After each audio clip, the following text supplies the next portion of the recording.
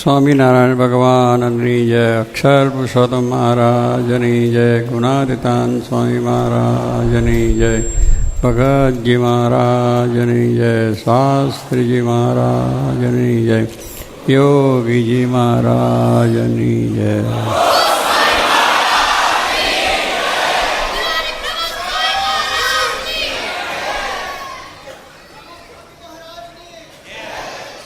આ વૃદ્ધોને બાળકોની પણ છે,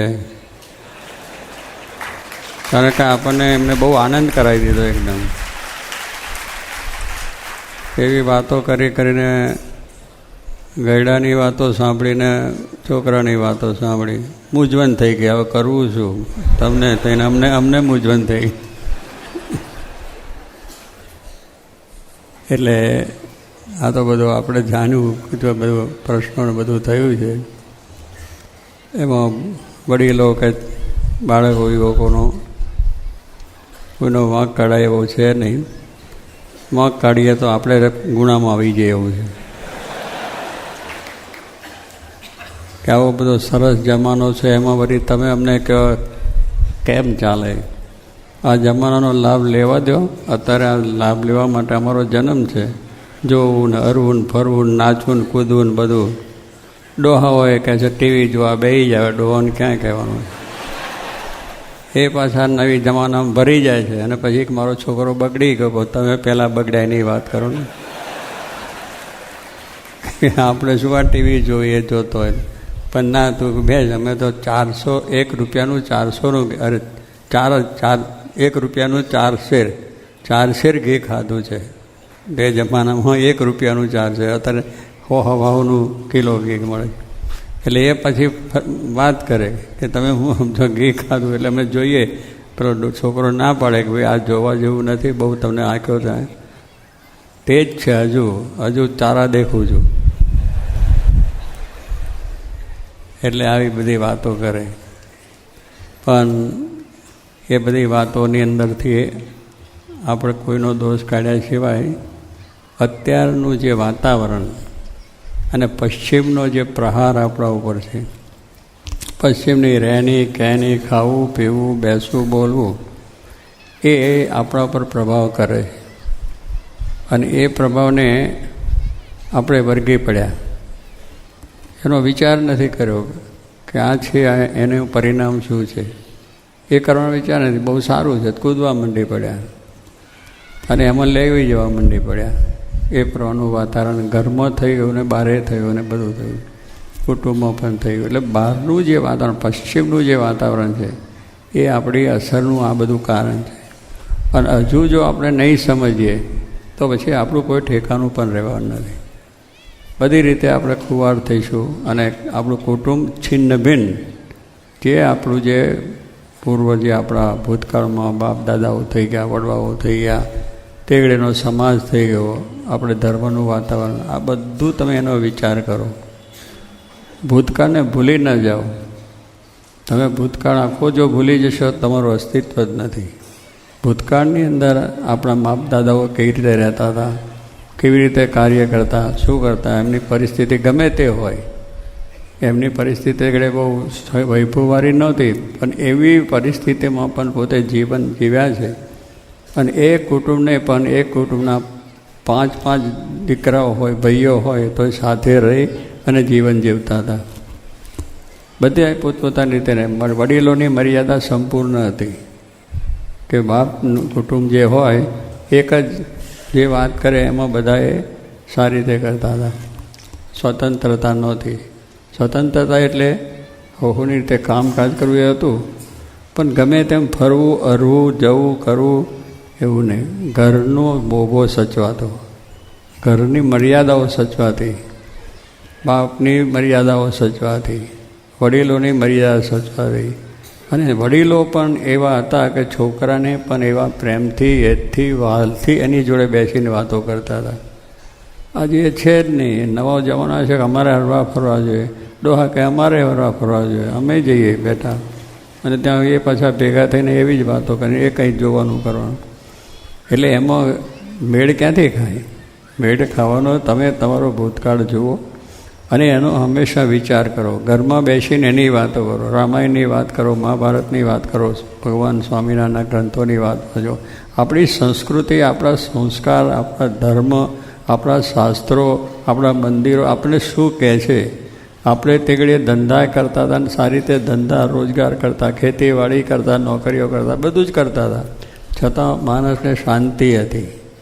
માણસના જીવનમાં ભલે આર્થિક થોડી મુશ્કેલી કોઈને હોય, પણ મનની શાંતિ તો હતી. એને કોઈ દાડો એવું નહોતું ભાઈ આપણે બહુ આજે આપણી પાસે પૈસા, બંગલા, મોટર, ગાડીઓ બધું હોય તો એ પણ અશાંતિ તો છે જ. એનું કારણ શું કે આપણી ભૂતકાળ, આપણી જે મૂળ સંસ્કૃતિ, મૂળ વસ્તુને ભૂલ્યા છે. મૂળ વસ્તુને પાછા જો તમે લાવશો, એને સમજવા પ્રયત્ન કરશો, તો પછી ઘર ઘરમાં દિવાળી છે, આનંદ છે. અત્યારે હોળી છે, ઘર ઘરમાં હોળીની છે. આ બધી હોળીની વાતો કરી. ઘરમાં હોળી કેમ ચાલે છે, છોકરાને ને બાપને ને બહુને ને દીકરીને ને માને ને કેવી છે હોળી જ ચાલે છે. કોઈ કોઈનું મન એક નથી. બધાએ પોતાના મનમાં માલે જ છે. કારણ એ પૂર્વ પશ્ચિમની અંદર કોઈને મા બાપની છોકરાને પડી. છોકરો 16 વર્ષનો થયો, કમાતો થયો, એટલે મા બાપથી જુદો. એની મેં તેને જે ફ્રેન્ડશીપ કરીને કરવું એ કરી નાખે. એનું સંસ્કાર, એની સંસ્કૃતિ, એના વિચારો કંઈ જોઈએ નહીં. બસ એક રૂપ જોઈને મોહ પામી જાય ને કરી બે. છોકરીઓ એવી છે કે એમ જોઈને બે જાય. પણ એ બધું કશું જ કંઈ આ આપણું શું મૂળ કુટુંબ બધું જ કંઈ નહીં. પહેલાં તો તમે લોકો જાણતા હોય છે કે છોકરાઓને પહેરવાને માટેનો છોકરો પોતે જોવા જતો જ નહોતો. તમે લોકો નહોતા જતા. બ્રાહ્મણ ગોર હોય એ ગોર જોઈ આવે અને જઈને કન્યાને છે બરાબર છે, છોકરો છે બરાબર, એ મહારાજ આવીને વાત કરે કે બે સારું કુટુંબ છે ને કરવા જેવું છે. બ્રાહ્મણના વચ્ચે લગ્ન થતાં અને આખી જિંદગી એમનું લગ્ન પૂરું થઈ ગયું. થયું કે નહીં? તમે સાંભળ્યું છે કે નહીં? તમારા દાદા કોઈ દા છૂટાછેડા માગ્યા? તમે તમારા દાદાને જોયા જ બધાને? એને કોઈ દા આવ્યા છે આ વિચાર આવ્યો એમને? તમે સાંભળ્યા છે કે મારા દાદાએ છૂટાછેડા કર્યા હતા અને અમે બધા માપની આજ્ઞા થઈ? એટલે આ વિચાર જોવાનું છે કહેવાનું કે નથી કર્યા. કારણ કે એમને હતું કે બસ આપણું જીવન સુખ દુઃખ પૂરું કરવાનું છે. લગ્ન છે એક વૈદિક અને ધાર્મિક સંબંધ છે કે બે જણાએ પોતાના જોડણ થયું એ ગમે એ સુખ આવે દુઃખ આવે તો પણ અમારું જીવન એમાં પૂરું જ કરવાનું. કે દુઃખ આવે કે મુશ્કેલી આવે ગમે તે આવે તો પણ ના કે ભાઈ ચાલો અત્યારે અમારે તમારી જોડે રહેવું નથી. આ તો 70-80 વર્ષના ડોહા 2-3 છોકરા થયા હોય તો કે જા હું તને છૂટાછેડા આપી દે. બોલાતું છે પેલા આદમી. એટલે વાંક કોનો કાઢવો એ વિચારે. છોકરાએ બધા એવું કે જાઓ તમે તમારે અમારે અમને જે ગમશે એ જ અમે કરવાના. તમારે એમાં અમારું ડાબનું શું? અમારું જે લાઈફ કરવું છે, અમારું જીવન જીવવું છે, અમે સ્વતંત્ર છે. અમારે તમે દખલ શા માટે? તમે તમારા અનુભવથી બધું કહેતા હોય. અગર ભૂતકાળની આપણી વાતો જાણતા હોય કહેતા હોય એને માન્ય નથી. કારણ કે એને આજે આ નવું દેખાય છે, ચિત્ર એવું દેખાય છે, વિચિત્ર, નિત્ર પણ વિચિત્ર દેખાય છે.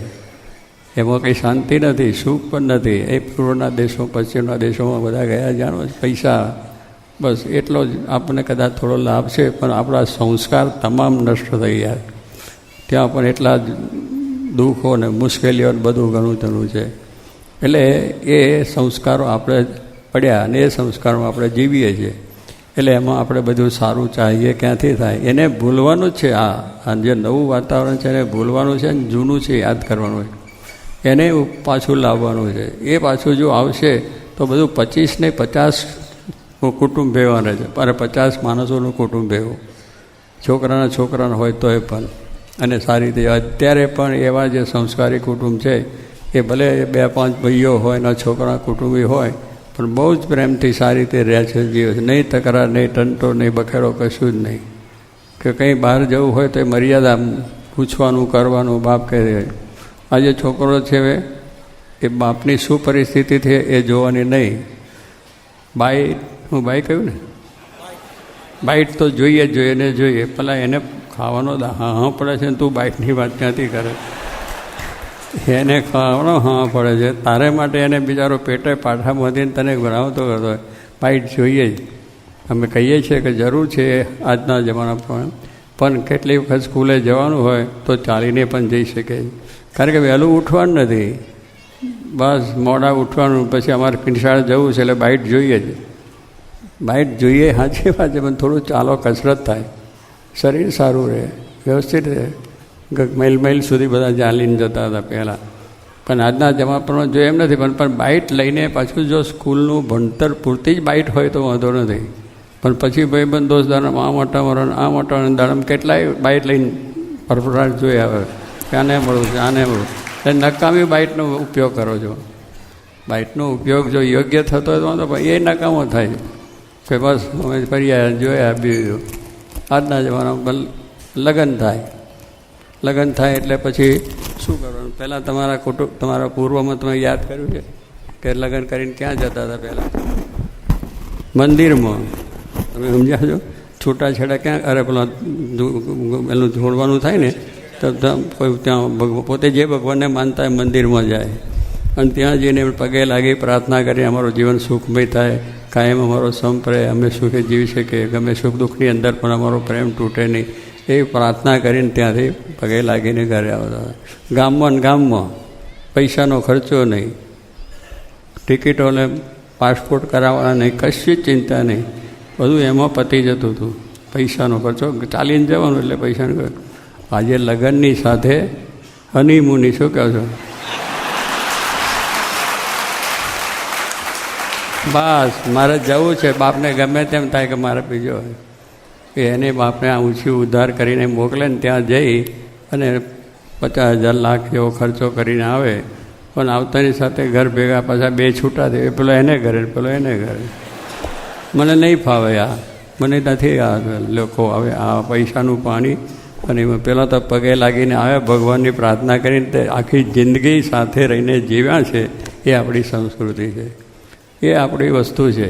એને વિચારો, આપણે એમનો વિચાર. આપણે ખાવાનું પીવાનું બીજું ના નથી પાડતા, પછી અભક્ષ્ય વસ્તુ છે એને અડવાનું જ નહીં, એ આપણી સંસ્કૃતિ જ નથી.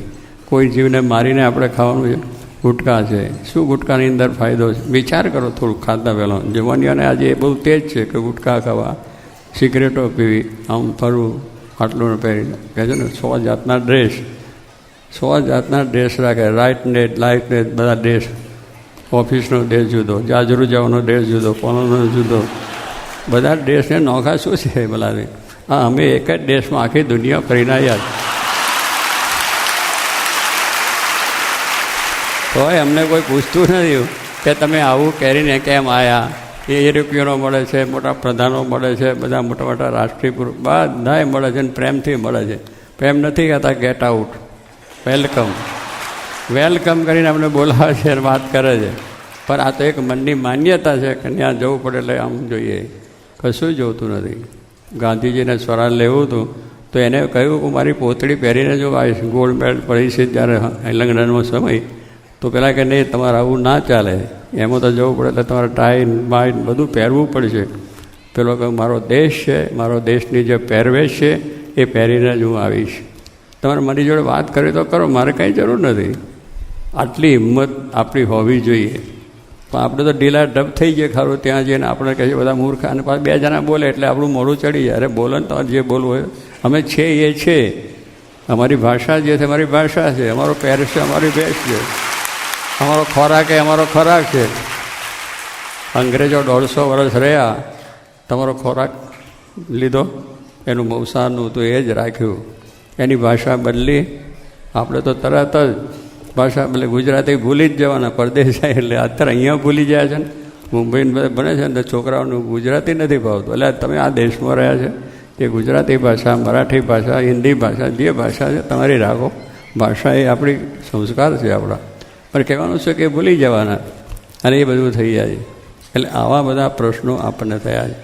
પણ એમ આવી રીતના આપણે જો વિચાર નહીં કરીએ તો આપણે આ બધું ગમે એટલું આ વાત કરીએ છીએ, પણ અત્યારે એ જ છે કે આ બેઠા અત્યારે બધાએ સાંભળ્યું, તમારું જોયું ખરું, વ્યવસ્થિત જોયું, બધું સાંભળ્યું ને તાલીઓ પાડી દીધી, તાલીઓ બધી. પણ એમાં એ કંઈ ઘરે જઈને પાછું એમનું જીવમાં ઉતર્યું નહીં, એક શબ્દ નહીં ઉતરે, પછી કરતા એ કરશે. એનો અર્થ શું છે? આમને વેશ ભજ્યો એનો અર્થ શું છે? એ કાલે એ ફરતા પછી એના ડોયા એના કરતા રહીએ. એ સાંભળ્યું એનું અર્થ શું છે એમ કહ્યું? એ અત્યારે આપણે જે કર્યું છે, તમે સાંભળ્યું છે અમે મળે તો એને અમલ થવો જોઈએ એમ કે ભાઈ આ પ્રશ્ન છે એનું નિરાકરણ તમે વાત પૂછો કરો હું કહું છું પણ એનું નિરાકરણ કંઈક કહો એનું વર્તનમાં આવવું જોઈએ. આમાં તો કરે વિવેશ ભજવવાનો નથી, કંઈ કહે છે ને કંઈ ધર્મ છે એની વાતો કરવાની વાત નથી, આચરણમાં મૂકવાની. ધર્મ છે આચરવાની વસ્તુ છે. તમારું જીવન લાઈફ બનાવો. તમારું લાઈફ આ લાઈફ નથી જે આજે આ ભરીએ છીએ, હરીએ છીએ, રમીએ છીએ. કઈ લાઈફ છે? પૈસા આવે છે ને બધું તાનમાલ થઈ ગયો. પૈસા આવે સારો ઉપયોગ કરો, બુદ્ધિનો સારો ઉપયોગ કરો, લોકોને એ કરો. તમારે બધા અનેક જાતના કંઈ જરૂર છે? તમારો વેશમાં પણ તમે રાખો. અંગ્રેજોએ વેશ બદલ્યો નહીં, બોલી બદલી નહીં, ખોરાક બદલ્યો નહીં, એની ભાષા બદલી નહીં. આપણે તરત જ બદલાઈએ બધું જ કે આવું જ જોઈએ. તો આવું જોઈએ એનું કોઈ નથી. તમે સારી રીતના વર્તન જીવન પવિત્ર હશે, તમારો ગમે તેવો વેશ હશે, તમારી બોલી હશે તો લોકોને છાપ પડશે. આજે આપણે જોઈએ છીએ કે જે વલ્લભભાઈ સરદાર થઈ ગયા, ભાઈ ગાંધી થઈ ગયા, કેવા દેશ નેતાઓ થઈ ગયા, એમને કંઈ એવું બધું રાખ્યું નથી. વેશ કે દેશનું પોતાની અસ્મિતા હતી દેશની કે અમારો દેશ છે અને દેશ પ્રમાણે અંગ્રેજોને પણ કાઢ્યા કે એક પોતાની અસ્મિતા હતી. આજે કોઈ કહેવાય જાય કે અંગ્રેજો કાઢી શકા? 150 વર્ષના પાયા બંદૂકને બંદૂક લઈને ફરનારા હતા, પણ એક અસ્મિતા હતી.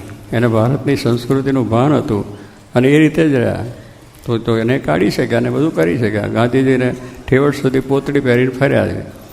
વલ્લભભાઈ સરદારભાઈ જેવા પણ એક તાકાતવાળા માણસ હતા અને લોખંડી પુરુષ કહેવાયા. એનું કારણ શું કે એને દેશની અસ્મિતા હતી કે ભલે હું ગમે તેવો છું પણ મારો દેશ એટલે મારો દેશ. એ રીતે જ મારી રહેણી કહેણી રહે છે, એ રીતે જ મારી ભાષા પણ રહે છે. મારે કંઈ તમારી જરૂર નથી. આવી આપણે જોઈએ એમ આપણે પણ જોયું કે મારા ઘરની અંદર આવું કશું જોઈએ જ નહીં, મારે એની કોઈ જરૂર નથી. અમે ગમે તો ભૂખેને ટાળે હોઈ રહીશું, પથારી નીચે કરીને હોઈ રહીશું, પણ નથી.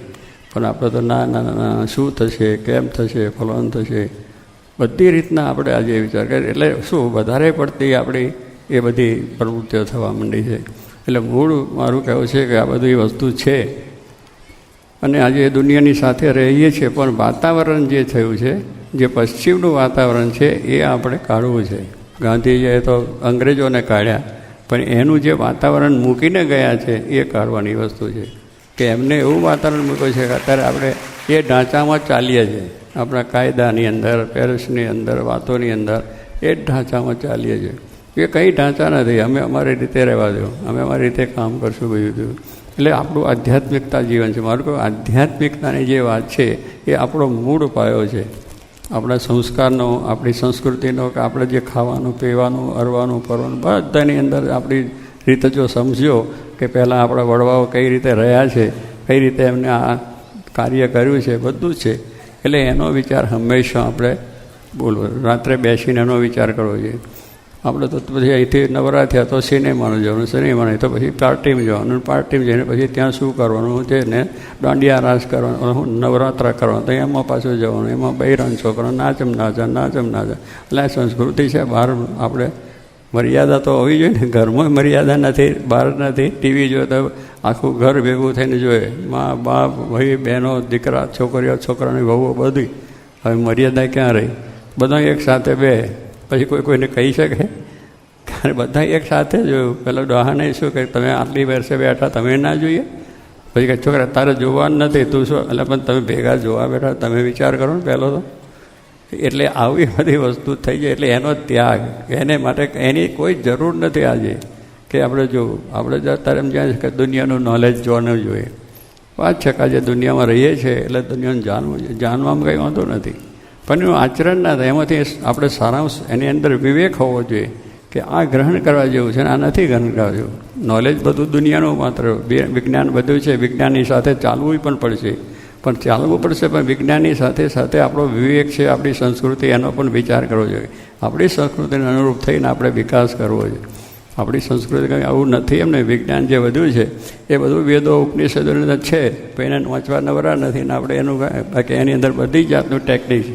આપણા ગુરુકુળોની અંદર બધા પહેલાં એન્જિનિયરની લાઈન છે, ડૉક્ટરની લાઈન છે, બધી લાઈનો એ ભણાવવામાં આવતી હતી. અને છોકરાઓ કેવી રીતે પોતે ત્યાગ રાખીને ભણતા કે ત્યાં કોઈ સગવડની, અત્યારે કોલેજોની અંદર, હોસ્ટેલોની અંદર એટલી વૈભવી જીવન રહેવાનું કરવાનું એ ના હોય તો ફાવે નહીં. એટલે કાંઈ નહોતું. ગુરુકુળમાં રહેતા નહીં. એટલે અમે નથી કહેતા કે તમે એ રીતે રહો, વડવાઓને નથી કહેતા કે તમે એ રીતે ઝૂંપડામાં બેસીને રહો, ભલે જરા સારું રાખો, સરસ રાખો, પણ એ આપણી જે મર્યાદાઓ છે, આપણી સંસ્કૃતિ, એને સાચવીને ચાલો. એવી રીતે તમે જરા કરો, વેપાર ધંધો કરો એને બધી. પણ એ વસ્તુ આપણે ભૂલીએ છીએ. એટલે એને લઈને આ પ્રશ્નો છે. હવે એમાં મારે શું કહેવું, કોને કહેવું, એ આ પાછા એવું બોલે હવે આ બધું બગડી ગયું, તમે સુધરો એટલે બધું સારું. પોતે સુધર્યા તો દુનિયા સુધરી કે ના સુધરી? પેલા કોકને નહીં પિક્ચર કરવા આપ્યું, એના છોક બાપે પેલું ફાડી નાખીને બધું કે હવે હિન્દુસ્તાનનો નકશો બધાય. અને પેલા એ શું કહ્યું, કહાતા કરીને બધા આ હિન્દુસ્તાનનો નકશો આવી ગયો કે ના આવી ગયો? એમ આપણે એ જ કરવાનું છે કે આપણો હિન્દુસ્તાનનો નકશો એટલે આપણે સુધર્યા તો ઘર સુધર્યું તો સમાજ સુધર્યો તો દેશ સુધર્યો. એટલું જ આપણે શીખવાનું છે. નાનપણથી જન્મ્યા ત્યાંથી એક જ વસ્તુ છે. અને આ લોકોએ પણ એમને જીવનની અંદર ખોટી ટક નહીં કરવાની. છોકરાને પ્રેમથી, હેતથી, વાલથી એની જોડે બોલો ચાલો અને એને સમજ પાડો. છોકરાએ પણ જોવું છે કે મા બાપની સ્થિતિ શું છે, મારે એ રીતે જીવવું છે. મારા બાપની જે પરિસ્થિતિ અત્યારે પાયડો જ ઉપરે છે પરદેશ, ભલે ગમે એમ થાવ, એની પાસે પૈસા હોય કે ના તો ઉધાર કરે, દેવું કરે, ઘર કે 25 લાખ જે ખર્ચે. હવે 25 લાખ તો અહીંયા બેઠો ખાય તો કોઈ વાંધો નથી. વ્યાજ આવે એમાંથી બધો કપડાં મળે ને ખાવા મળે કે ના મળે. 25 લાખ કરી જાય, પૈસા હોય એ જાય બરાબર છે, એનો વાંધો નથી. પણ એની પાસે સ્થિતિ નથી એને પૈસા ખર્ચવા, એના કરતાં 25 લાખ મૂકીએ તો એની થાય. પણ એ કહેવાનો એવો ખોટો આગ્રહ ના હોવો જોઈએ. હોય સ્થિતિ જાય કરે, પણ ત્યાં જઈને આપણા સંસ્કારો સચવાય એ બધું આપણે જોવાનું છે. એટલે મા બાપની સ્થિતિ પણ સમજવી જોઈએ, મા બાપે પણ છોકરાઓની સાથેની સ્થિતિ સમજવી જોઈએ કે એને હાવ તરછોડાય નહીં. એને જે ભણવાનો અભ્યાસનું પણ એને જે રુચિ હોય એ જ ભણવા દેવો. એનો ખોટો આગ્રહ રાખવાની જરૂર નથી. કારણ એને ના ભાવતું હોય તમે કહો એટલે પછી શું થાય? એટલે એનો ભણે જ નહીં ને. એને એ ડૉક્ટર થવું છે, પેલો એન્જિનિયર થવું છે. અને આપણે કહીએ ડૉક્ટર જ થાય, પૈસા જાજા જો. તમે પૈસા જાજા દેખાય, પૈસા જાજા નથી, એને સંસ્કારને જુએ. પૈસા સંસ્કાર એ આપણા પૈસા છે. છોકરાને એ રુચિ છે તો એને રુચિ પર જવા દો. પણ તમે વર્ગો એટલે તમારી પછી આમાન્યા રહે નહીં ને. એટલે એવું છે. અને અત્યારે હવે છોકરાને લગ્ન છે ગમે ત્યાં કરવા એટલે સ્વાભાવિક છે કે આપણી રુચિ ના હોય. અને બરાબર છે કે જે મર્યાદા એ છે કે ગમે તેની સાથે ગમે આપણે વિચાર કરી દઈએ. મા બાપને ખબર જ ના હોય એ રીતે ના થાય. મા બાપને તમે પહેલી વાત કરો, તમને જે છો તે હેતપીત થયું હોય. અને તે હેતપીતની અંદર પહેલાં પેલું છે કે આપણા સંસ્કાર અને સંસ્કૃતિ સચવાતી હોય એ સાથેનો સંબંધ થવો જોઈએ. એની અંદર એવી કંઈ નાત જાતના ભેદ નથી કહેતા, પણ મૂળ વસ્તુ કે એવો સંસ્કાર જોઈએ. અને એ તમે કરતાં પહેલાં તમારા મા બાપને પૂછો કે ભાઈ આ બધું અમે કરીએ. પછી એ કે રાજી થાય, ના હોય તો થોડુંક કન્વિન્સ કરવા પ્રયત્ન કરો. પણ ના, એ ના મને ગમે નહીં. અને મા બાપ પછી છે એ છોકરાને કે ના તને નથી જ કરવાનું, તો છોકરો બીજી તમે કન્યા આપશો તો એનાથી છૂટો થશે. પૈસા તમારું લગ્ન વગરનું ફોગ અને પૈસા જશે ઉપરથી. કારણ કે એને જે ધાર્યું છે એ કરવાનું છે, છોકરીએ ધાર્યું એ કરવાનું છે. એટલે સમજાવવા પ્રયત્ન કરો. પણ છોકરા છોકરીએ પહેલો વિચાર કરવો છે કે આ જે છે પાત્ર સાથે હું કરું છું એ બરાબર છે કે નહીં. એ મા બાપની મંજૂરી હોવી જ જોઈએ. આપણી સંસ્કૃતિ છે, આપણા સંસ્કાર. અત્યારે સ્વતંત્ર મળે એટલે અમારા બાપની શું જરૂર છે, બાપને શું પૂછવાની, એક અમારા છોકરાની શું જરૂર? એવું નથી. મર્યાદા છે, એકબીજાને મળીને કરો. એટલે આ બધું વાતાવરણ છે. એટલે હવે બધું એટલું જ કહેવાનું કે આપણે વેહ તો ભજ્યો છે, પણ વેહ ભજ્યો છે તો આ બધા ગુણ પહેલાં આપણામાં આવે. વક્તાઓ જે વાતો કરે છે એને પહેલું જીવન જોઈએ, પછી એની પર છાપ બીજાને પડે કે આ બધાને થાય. પણ આ સાંભળ્યું છે અને આપણે તમે કર્યું છે એ બધાએ એવો વિચાર કરો કે આપણે હવે આપણો પૂર્ણ વિચાર કરીને એ જાતનું જીવન કરવું છે અને શાંતિ લાવવી છે, શાંતિ પ્રાપ્ત કરવી છે. એ પ્રમાણે ભગવાન બળ સર્વને આપે એ આશીર્વાદ.